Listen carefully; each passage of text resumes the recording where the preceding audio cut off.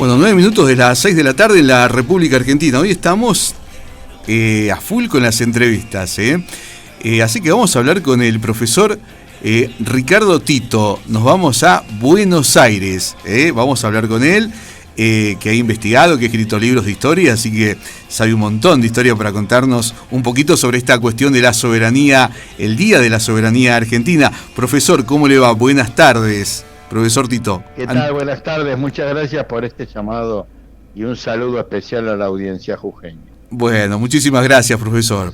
Bueno, hoy es el Día de la Soberanía, un día que año a año se va recordando, profesor, esta cuestión del combate de la Vuelta de Obligado, donde Juan Manuel de Rosas queda como el que ha defendido justamente los intereses argentinos, ¿no? A pesar de que terminan pasando igual los barcos ingleses el río, pero para Rosas fue, digamos, para la historia.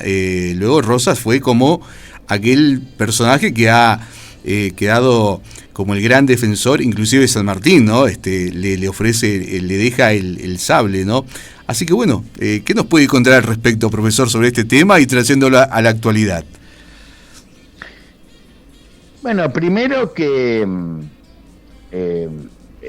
la situación planteada en la Vuelta de Obligado puede dar lugar a un gran equívoco. Lo primero que tiene que quedar claro para todos los habitantes de la actual Argentina es que en 1845, 20 de noviembre de 1845, la República Argentina no existía. Claro. O sea, eso sí, lo primero que hay que tener claro es que Juan Manuel de Rosas era gobernador de la provincia de Buenos Aires, y por lo tanto aquel que manejaba la aduana del comercio exterior e interior, en base a una delegación que las provincias hacían anualmente, que le delegaban las relaciones exteriores a Rosas. O sea, la presencia en la historia de Rosas como una especie de presidente de la Argentina es equívoca, es un error. Cada provincia tenía su propio gobernador, había 14 provincias, sí, y uno de esos gobernadores era Rosas. No por casualidad, él tiene sistemáticos conflictos con las provincias del litoral. O sea, si originalmente, allá en los años 15, Artigas había liderado la Liga de los Pueblos Libres, con Santa Fe, Corrientes, Entre Ríos, la Banda Oriental, Misiones, que no concurren al Congreso de Tucumán, y esto es un dato histórico de extrema importancia, porque, por ejemplo, Santa Fe o Entre Ríos jamás aprobaron la independencia declarada en Tucumán, nunca en su vida, porque formaban parte de otro territorio. Entonces, del mismo modo, Rosas tenía la delegación de las relaciones exteriores, pero no era, digamos, él mismo en 1831 había firmado el Pacto Federal, pero se había negado en forma sistemática a aprobar una constitución que incluso el propio Facundo Quiroga le exigió en algún momento, que diera organicidad. Quiere decir esto, que en Jujuy, en Salta, sí, en Tucumán, en Catamarca, etcétera, etcétera, etcétera, las 14 provincias tenían sus propios gobernadores, algunos de ellos o la mayoría sus propias constituciones, y simplemente a Rosas le delegaban las relaciones exteriores. Entonces, acá hay un tema que es muy controversial, que es el de adjudicarle el acto de la Vuelta de Obligado a una especie de gobierno nacional, cuando la nación no existía todavía. Claro. Era una confederación de provincias.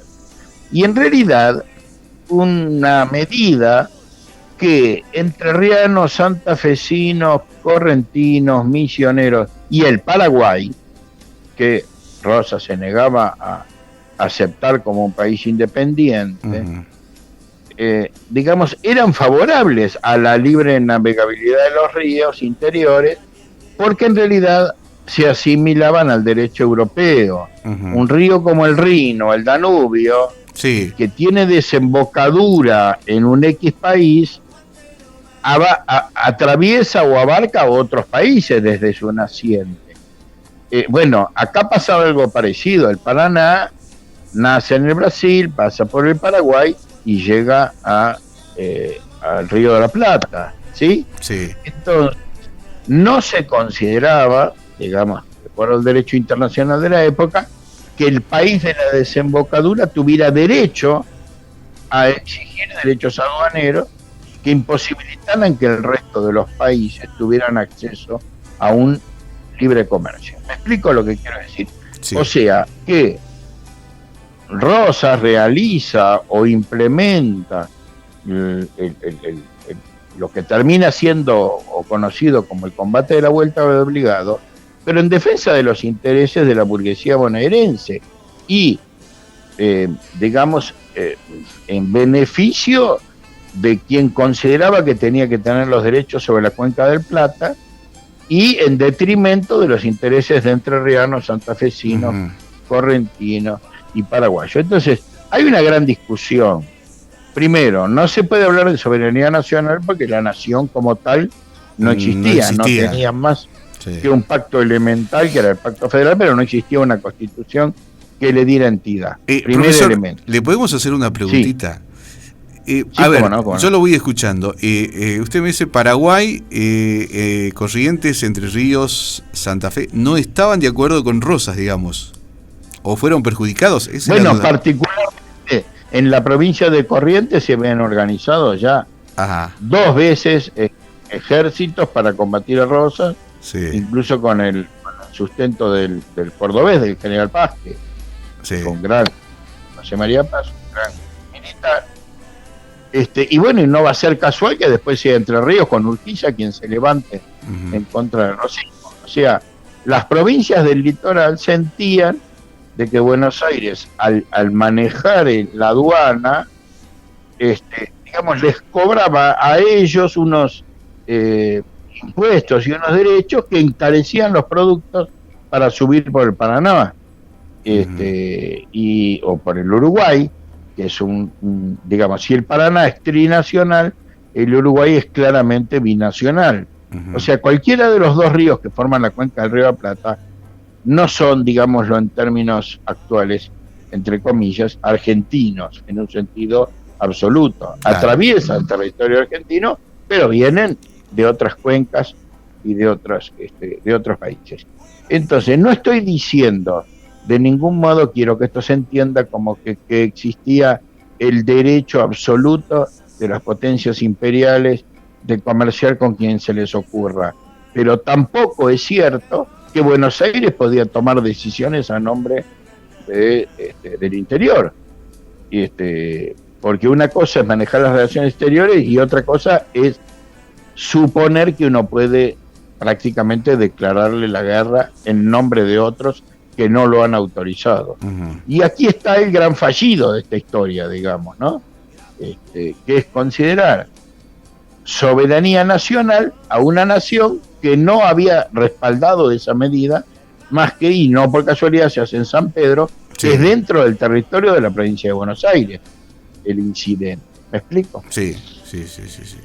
Claro, y claro, usted también ahí en el escrito que va haciendo en el diario Clarín, usted plantea que si lo traemos a la actualidad, digamos, en la historia argentina, esa soberanía hasta uno entendería con lo que vale siendo que fue casi como relativa, ¿no?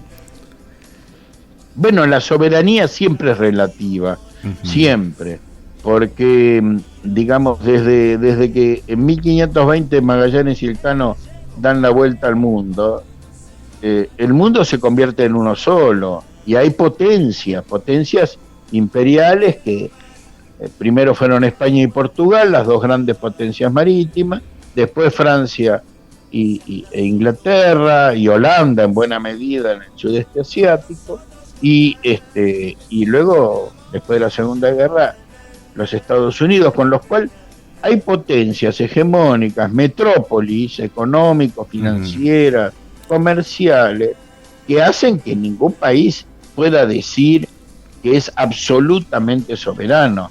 Esa soberanía siempre es de algún modo relativa a los mercados mundiales, a los comercios, al intercambio, a los bloques regionales a los que, digamos, en diferentes momentos se ha pertenecido. Por ejemplo, durante la Guerra de Independencia, lo que es hoy la Argentina luchó junto a los chilenos y los peruanos por la independencia, pero esto no quiere decir que no hubiera peruanos que estuvieran en contra de la independencia.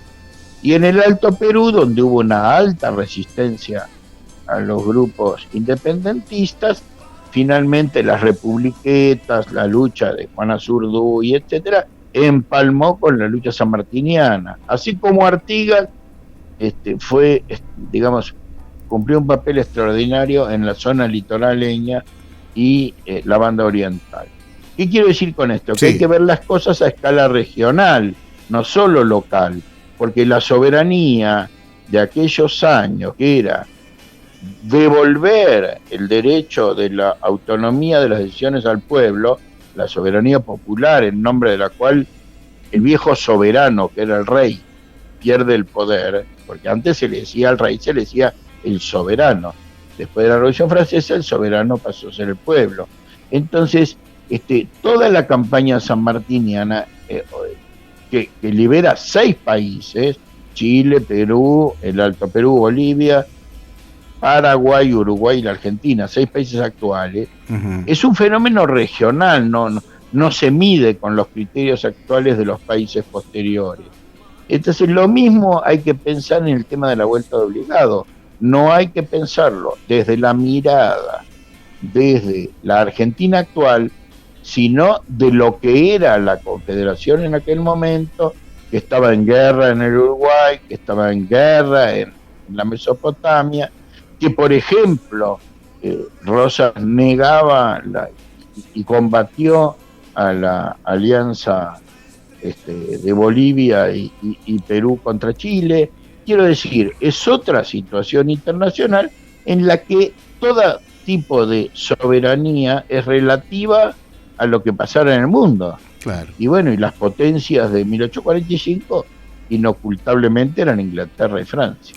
Escuchamos un dato muy interesante que dijo hace un momento, profesor, sobre que Rosas estaba interesado, así lo entendemos, y creo que lo he leído, para serle sincero, Rosas estaba interesado en anexar el Paraguay, para él no aceptaba que Paraguay sea independiente. ¿Es así, profesor? Nunca reconoció la independencia del Paraguay. Exactamente. O sea, de algún modo Rosas, y lo mismo hizo con la Confederación Peruano-Boliviana, de algún modo Rosas tenía la aspiración, y por eso no se forma en la República Argentina tampoco, ni ayuda a dictar una constitución nacional, a volver a los viejos terrenos del virreinato, de virreinato del Río de la Plata, ¿no? Claramente. Entonces, ahí hay también otro fallido, la independencia del Uruguay, que se aprueba en 1828, después de la guerra con el Brasil. Rosas siempre fue enemigo de que el Uruguay fuera un país independiente, sí. y participó de la guerra grande, como se le llama en Uruguay, de la guerra civil, que por un lado estaba Oribe, que era hombre de él, y por el otro lado Rivera, el Pardejón Rivera, y sí, muchos unitarios desplazados que habían ido a vivir a Montevideo o a Colonia, y la guerra civil que nosotros conocemos acá como unitarios y federales fue también una guerra civil en el Uruguay. O sea, no podemos entender, como se dice hoy en día, ¿no?, la historia con el diario del lunes, claro, con cómo terminó, claro, sino entender la historia en el momento de las cosas que sucedieron en el momento que sucedieron. Si no, estamos construyendo una historia desde los resultados, y los resultados en la historia son siempre hipotéticos. O sea, por ejemplo, hoy podemos suponer qué va a pasar con Argentina en el año 2040. No y sabemos. Bueno, podemos suponer, pero nadie sabe qué va a pasar en el año 2040. O sea, eso es algo que va a pasar dentro de 20 años. ¿Me explico lo que quiero decir?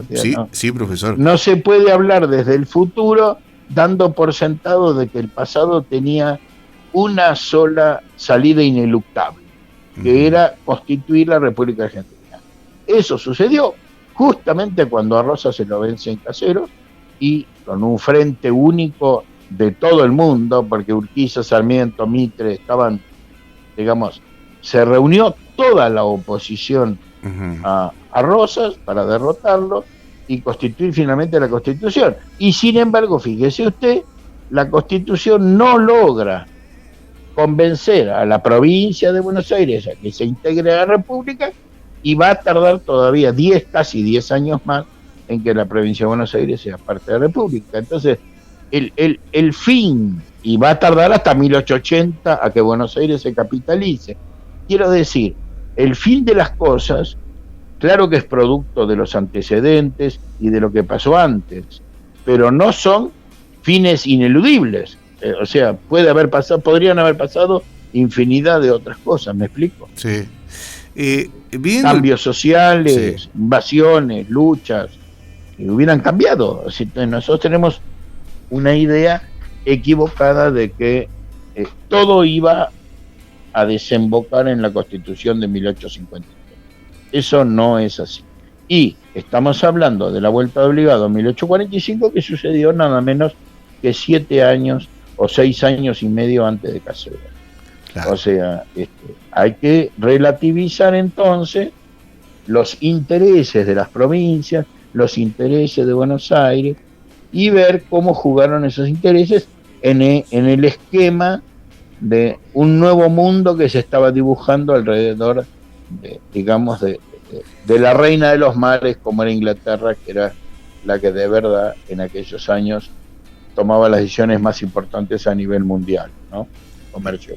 Hoy en día, profesor, viviendo el siglo XXI, pensando que Argentina, entendiendo lo que usted dice, se subordinaba a Inglaterra, luego a los Estados Unidos. Hoy en día, ¿a quién está subordinada Argentina? ¿Hay un nuevo orden mundial? ¿Qué es lo que tenemos hoy en día, en la actualidad? Bueno, ahora me parece que la pandemia y sobre todo, primero desde el año 2001, cuando se produce el atentado de las Torres Gemelas, etcétera. Sí.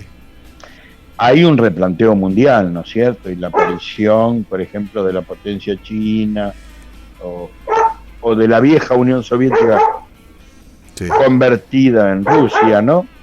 Sí. Hoy por hoy es algo difícil de ver cuál es el nuevo mundo que viene. Lo que sí está claro es que el orden de posguerra, instaurado en los pactos de Yalta y Potsdam de 1944-45, ya no tiene la misma vigencia, no ha cambiado. Claro. Entonces, es dudoso, pero sí hay quienes hablan de una especie de gobierno supranacional, tecnocrático, y es posible que vayamos hacia un mundo en el que el viejo modelo de los estados o las fronteras nacionales clásicas, digamos, sea como fronteras líquidas, ¿no? Dominadas más por fenómenos supranacionales como las grandes empresas, hablemos por ejemplo de las redes sociales, Facebook, etcétera, que no son ni argentinas, ni brasileñas, ni norteamericanas, ni rusas, ¿no? Sino que son entes casi abstractos en cuanto a la territorialidad. A eso me refiero, ¿no? O sea, claro. Y entonces sería erróneo pensar el futuro de Argentina como que dentro de 20 o 30 años vamos a estar con los mismos límites que tenemos ahora, las mismas provincias. Es imposible saberlo, y más bien me inclino a pensar que no va a ser así. ¿Usted cree que va a cambiar territorialmente el país, profesor? Porque es un dato interesante ese. Sí, realmente lo creo, sí. Ajá. Sí, creo que hay elementos que nos muestran que es posible que haya del viejo modelo territorial que tenemos en mente, Sí. una especie de barajar y dar de nuevo, de nuevo, digamos, de disgregación del poder político. Yo veo elementos que van en ese sentido. Y creo que nos cuesta pensar así, pero que basta mirar el mapa de Europa de los últimos 50 años para darnos cuenta que no es nada, no estoy diciendo nada alocado, digamos, ¿no? Los mapas cambian continuamente, en África, en Europa. Usted plantea que la República Argentina se va a disgregar en varios países. Es lo que yo voy entendiendo, ¿o me equivoco? Sí, estoy diciendo que es posible que eso suceda.